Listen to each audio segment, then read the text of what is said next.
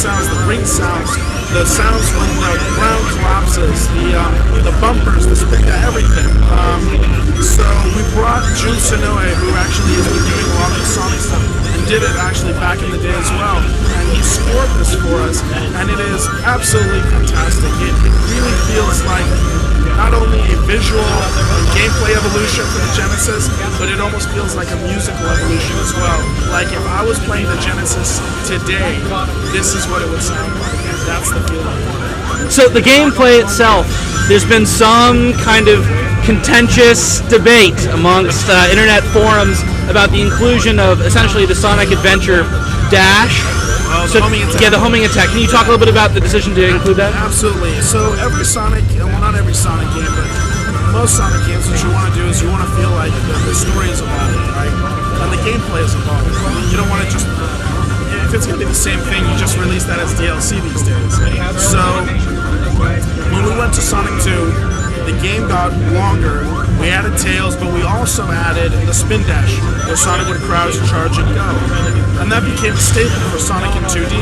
And actually, when most people replayed 1, you almost felt naked that you didn't have it, even though you had played that game happy as a clam without it. Once you were used to it, you were like, man, I need it in the first one. Like, it just doesn't feel right. So for the third one, we included all these different shields that you could get. So there's always been a progression of a gameplay element to it. So when we went to Sonic 4, we decided the homing attack could add a real differentiation and tempo to the game. There was a lot of controversy, absolutely. A lot of people were like, oh, you can't do it. That's for the 3D games. You're totally bastardizing the 2D version of this. And what's funny is we played it, and we were like, you know what? This execution works. And that has been confirmed here at E3. When people have played it, they're always using the homing attack. Like, nobody has come up to us and said, oh, I never used the homing attack. I refuse to do it. Everyone's like, wow, it really changes the tempo, and I like it. And so, knowing that feedback that we've gotten back these last 2 days, we knew we were on the right track.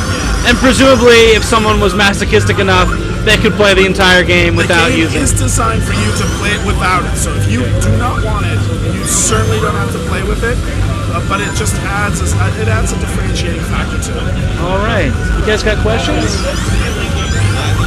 Most of it. So release date. Do we have that? Dates. Yeah. So release dates for Sonic 4, Episode 1. We are going to release it in the fall of 2010. Big reason for that is we were originally going to release it in the summer, but we decided to incorporate a lot of that feedback and extend the development process. Well, most notably, Sonic, the time it takes him from going from an inert state to maximum velocity, we're shortening that up. We're going to polish level design. We're going to polish up physics. Everything that you expect, it will be really perfect when it comes out. And it's Sonic 4, so I kind of want to put my best foot forward, come out with this. But we're very proud of it, and it's a game that all of us as a team are very proud of, so we want to make sure that happens. Price points, we're still debating that right now. We want to price it appropriately for what the content is, so within a certain bracket for the consoles, within a certain bracket for the iPhone. The goal, of course, isn't to come out and say, oh, it's Sonic 4, so it's $30. No. The goal is for you as a consumer to play it and be with us from episode 1 to the final episode. We want you with us for the whole saga. How about the length of time between episode 1 and episode 2? It will be appropriate for the development time that we can get them. I can tell you right now. When it's done. It certainly won't be 3 years from now. Okay. We will be releasing them appropriately. But for episode 2, we definitely have a lot of big ideas. So we'll see. Once we talk more about episode 2, we'll be unveiling. But we have a lot of big ideas for episode 2. So great. One last controversial question I get you on the record about. Some of the newer fans really love the new Sonic design. I say new like 10 years ago, right? Sonic with the skinny legs, right? Yeah.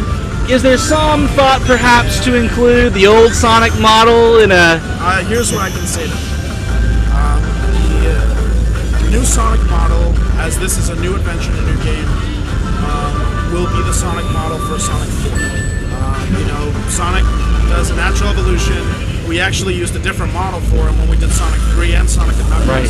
So, the model has always been evolving. This is the natural evolution. To that end, however, we do know there's a lot of fans out there that like the more rotund Sonic. We can just let you know that we have heard your concerns as fans. We have heard that that's what you want, or you want that as an option. That's all I can say. We've heard you, and that's kind of all I can say about that. I appreciate your time so much. Thank you. I appreciate you guys. Thanks for everyone for watching.